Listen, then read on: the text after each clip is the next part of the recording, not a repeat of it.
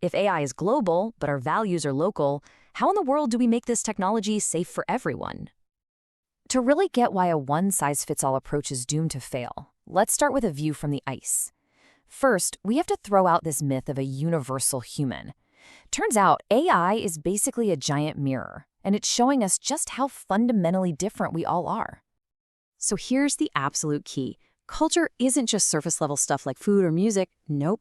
It's the very operating system for our brains. It shapes how we see the world, what we think is important, and how we make decisions. Now check this out.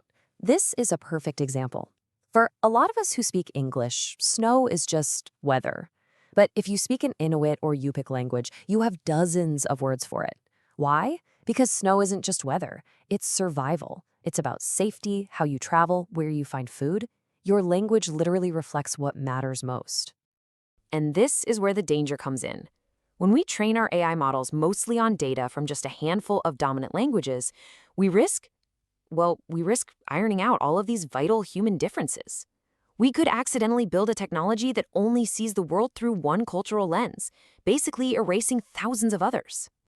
So this isn't just a theory, it's happening right now. The major world powers are already building their own AI rules, and surprise, surprise, they reflect three very, very different visions for what AI should be. And this lays it out so clearly. You've got the US laser-focused on innovation, on leading the market. Then you have the EU, where everything, and I mean everything, is anchored to human rights and individual freedoms.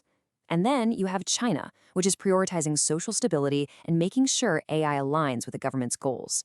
Three global powers, three totally different playbooks.